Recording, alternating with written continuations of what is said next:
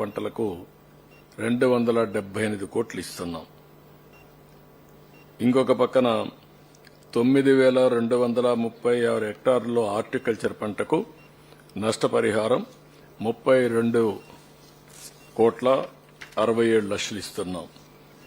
ఇక్కడ మీరు ఒకసారి చూస్తే ఎప్పుడు కూడా టౌన్స్ లో పెద్దగా డబ్బులు ఇచ్చేవాళ్ళు కాదు, తూతూ మంత్రంగా ఉండేది. గవర్నమెంట్ ఆఫ్ ఇండియా కూడా ఇల్లు పూర్తిగా పోతే 11,000 ఇమ్మన్నారు. ఈరోజు 25,000 ఇచ్చాం. మొదటి అంతస్తు అవన్నీ ఏదైనా ఉంటే పని పోతే ఒక 5,000 ఇమ్మనేవాళ్ళు, అది కూడా ఇచ్చేవాళ్ళు కాదు, 2,000 ఇచ్చేవాళ్ళు. పోయిన గవర్నమెంట్ అయితే క్యాంప్ పెడితే అక్కడికి వస్తే ఒక 2,000 ఇచ్చి పంపించేవాళ్ళు. ఈరోజు వాళ్ళందరికీ 25 కేజీలు ప్యాకేజీ కాకుండా 10,000 రూపాయలు ఇచ్చాం.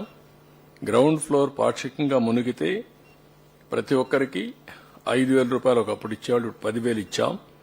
కిరాణా కొట్లు, రెస్టారెంట్లు 25,000 ఇచ్చాం. ఇది ఇంతకుముందు నామ్సో కూడా లేదు.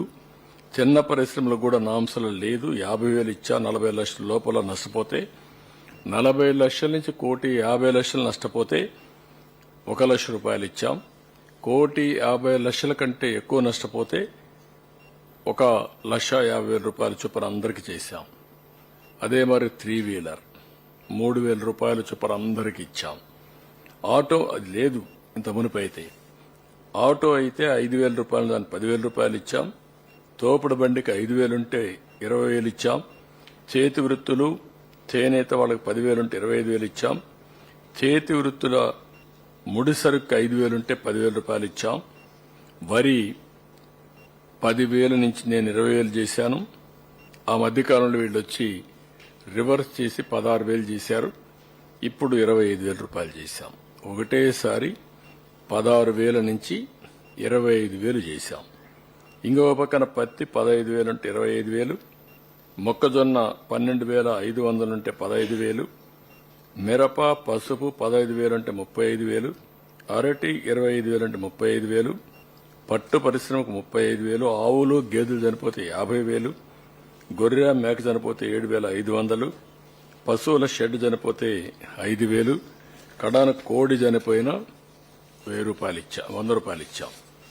ఈ విధంగా మొత్తం ఎలాంటి నష్టపరిహారం జరిగినా వాళ్ళని పూర్తిగా ఆదుకోవడానికి ప్రభుత్వం అన్ని విధాలా ముందుకొచ్చాం, అన్ని విధాలా చేశాం. ఇది కాకుండా ఈరోజు మీరు ఒక్కసారి చూస్తే ఇక్కడ సర్వీసెస్ ఎలాంటి ఇబ్బంది లేకుండా ప్రభుత్వం అనేది ఎంతవరకు చేయగలుగుతాదో అన్ని విధాలుగా చేయగలిగాం. ఒక డ్రోన్స్ ను ఉపయోగించడం, అది ఒక వినూత్నమైన ప్రయోగం, ఇంతవరకు ఎప్పుడూ జరగలేదు. ఫ్లడ్ ఏరియాల్లో డ్రోన్స్ ఉపయోగించి ఫుడ్ గాని, ఊర్లో ఉండే గార్బేజ్ గాని ఎస్టిమేట్ చేసి అలర్ట్ చేసి ఇమీడియట్ గా ఒక 20,000 మెట్రిక్ టన్స్ గార్బేజ్ ని 10 రోజుల్లో లిఫ్ట్ చేశామంటే, అదే మరి ఎక్కడికక్కడ చోక్ అయిపోయిన